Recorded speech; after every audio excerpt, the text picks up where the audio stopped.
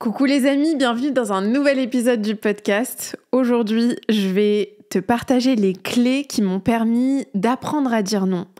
Pourquoi est-ce que c'est important d'apprendre à dire non ? Comment est-ce que tu peux mettre des limites dans tes relations, dans ta vie professionnelle et dans les différents domaines de ta vie ?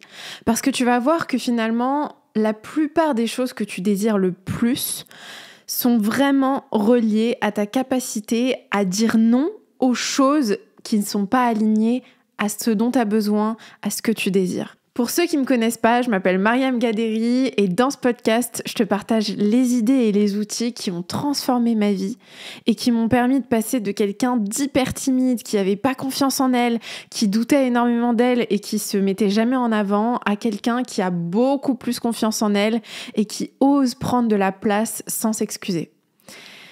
Si le podcast t'a plu, s'il a résonné avec toi à un quelconque moment, je te serais hyper reconnaissante si tu pouvais prendre quelques secondes pour t'abonner à la chaîne YouTube si tu m'écoutes sur YouTube et pour laisser un avis ou un commentaire sur Apple Podcast ou Spotify si tu m'écoutes sur les plateformes audio.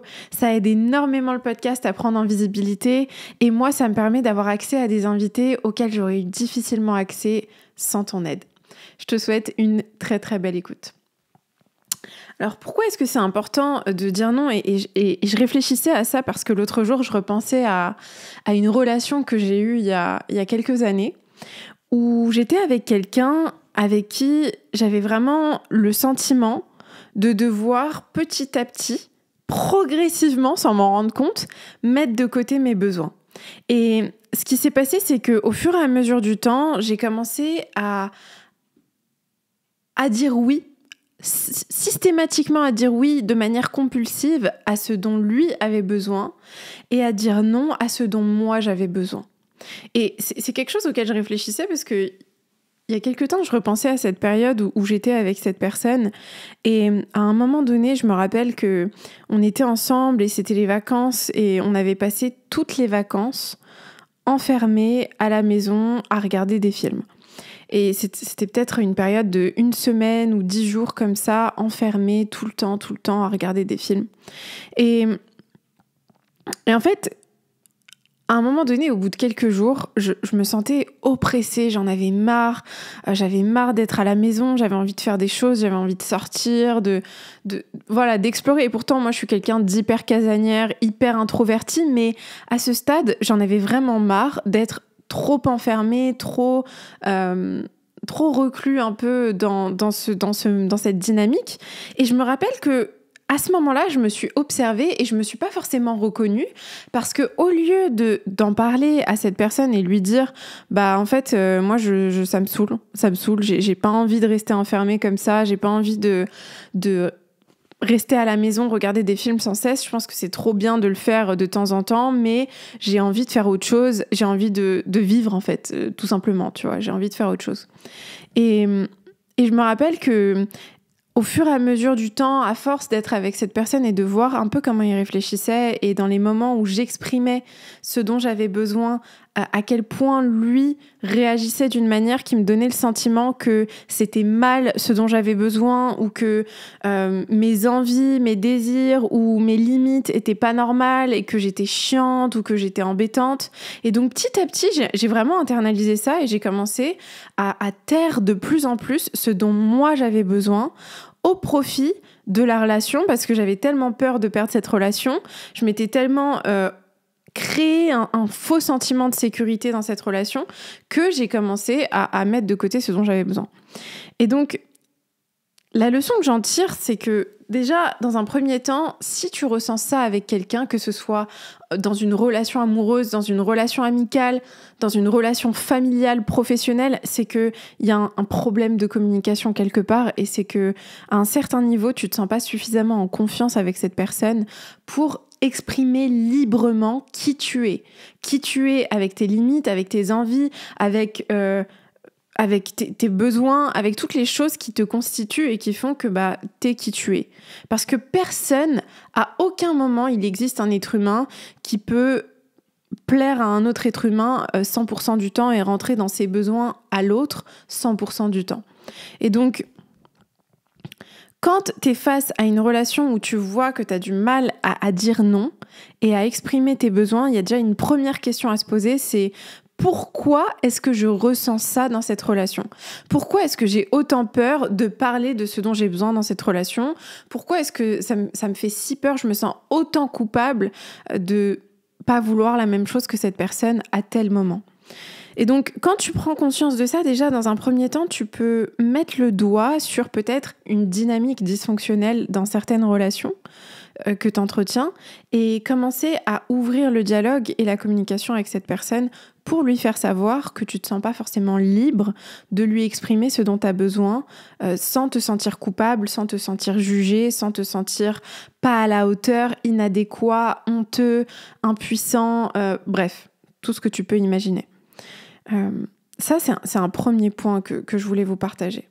La deuxième chose, c'est que notre peur de dire non, elle est très souvent liée à la peur de rater une opportunité, la peur de miss out. C'est un peu le FOMO, Fear of Missing Out. T'as peur de rater quelque chose et t'as peur d'être mis de côté dans quelque chose. Ça peut être une soirée, ça peut être un événement, ça peut être une opportunité de travail, ça peut être une relation amoureuse, peu importe de quoi il s'agit.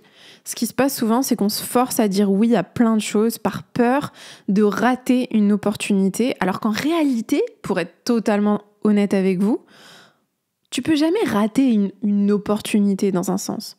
Moi, je crois vraiment qu'il n'y a aucune opportunité que tu peux rater tant que tu es honnête avec toi-même. C'est-à-dire que tu es honnête avec ce dont tu as besoin.